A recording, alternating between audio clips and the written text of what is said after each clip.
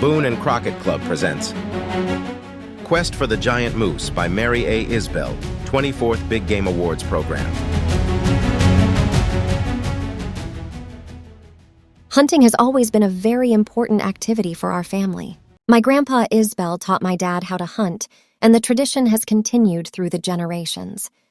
Our family consists of my mom, dad, and 4 daughters. I'm the youngest of the girls. Dad started each of us shooting when we were about 5 years old with .22s and used various firearms working up to a bolt-action, scoped, .22 long rifle. We've all spent countless hours practicing shooting. Once we reached 10 years of age, we started with hunting rifles. We all started with the same .243 and then progressed on to our .270 and .30-06 rifles. Shooting isn't all. We just love the outdoors and the wildlife. We ride our horses, hike, study animals, and then when we're home, we pore over books and videos. The hunt for my moose took place when I was 12 years old. Even though this was the first trip I was the hunter, I'd been going for years when my sisters and dad were hunting. I've hiked with them over some of the most difficult country in southeastern Idaho that you could imagine. My dad loves the steepest, roughest, and rockiest mountains he can find. My sisters and I have given them names like Death Mountain, Heart Attack Hill, or Heartstroke Mountain. I actually shouldn't complain, though, because we've been very successful in finding our game. In Idaho, each hunter can apply for special controlled permits for hunting. If you apply for moose, sheep, or goat, then you can't apply for special deer, antelope, or elk permits. Each year seems to be a ritual in deciding what each of us wants to apply for. My quest for moose actually began in late summer 1999. On a late August morning, my dad and one of my sisters had gone on an early morning hike while the rest of us stayed at our cabin. When they returned, my dad was almost speechless. He claimed that he had seen a moose bedded about a mile away that appeared to be a top-end B and C class animal. They had hiked down reasonably close to the animal and studied it through the binoculars. As I listened to the excitement in their voices, I could tell that this one must be very special. Dad's very objective and knowledgeable about evaluating trophy game and doesn't usually get as easily excited as he was this time. Right then and there, it was decided that all of us would apply for moose, hoping that someone could draw a permit while this special animal was still alive. None of us had drawn in 1999, but one of our close friends did. She took a gorgeous bull, but it wasn't the one that Dad had seen. As 2000 approached, we did the traditional application scheme. We'd check on the internet each evening until the results were posted. When the results were out, we couldn't believe it. Even though drawing odds are low, my older sister Becky and I, along with our close friend Craig Heiner, had drawn. The quest for the giant moose began. It was traditional in our family that I would use my grandpa Isbell's .30-06 for the hunt. It is a Model 70 Winchester that he bought in 1945. My dad had a custom stock made for it in 1982 and had developed some hand loads with 165-grain Nosler partition bullets. It shoots very well, and my older sisters had taken great game with it, including trophy Shiras moose. Dad had me practice all summer with the rifle in anticipation of the hunt. My sister, Becky, would also use the rifle since it wouldn't be likely to have us both see 2 great bulls together at the same time. Summer is a hard time to find trophy bull moose. They are in the thick timber bedded during most of the day, and we didn't see very many large bulls on our scouting trips. We did spend a lot of time scouting by hiking, by horseback, and by riding in the pickup. About 2 weeks before the hunt, our close friend Bob Hudman called. He could hardly speak. When he started telling us about the moose, I could tell it was the one we had hoped to find again. I could get a good impression of the size of the animal by listening to my dad and his friends.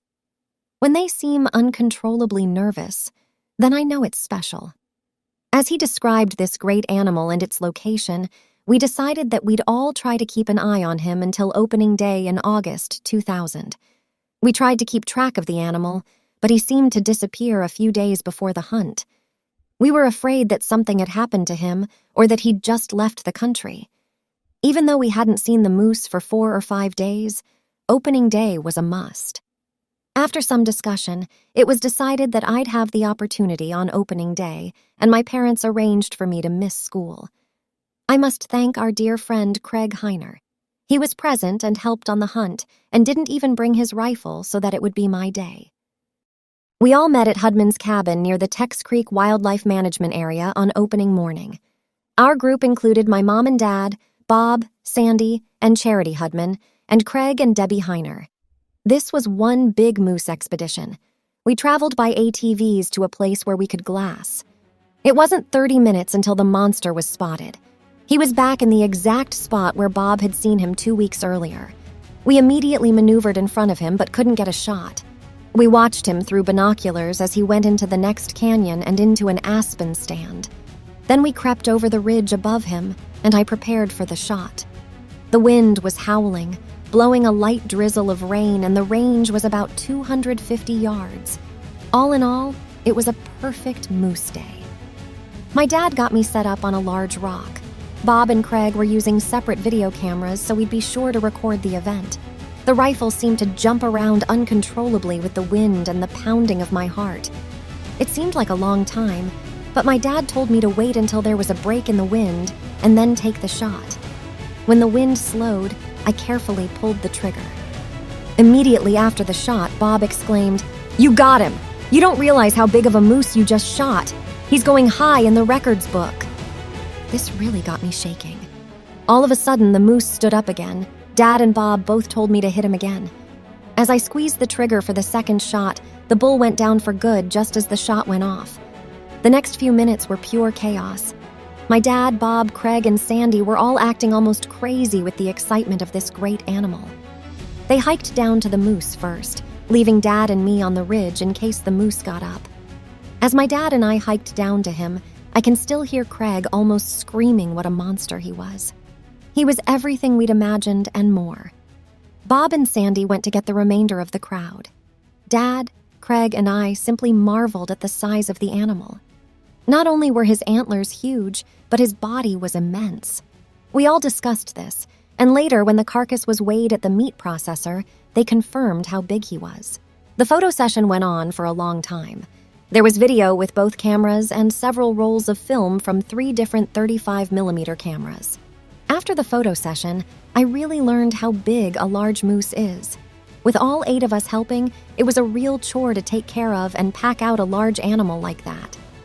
When we checked my moose in at Fish and Game, the excitement rose again. It was a continuous emotional high.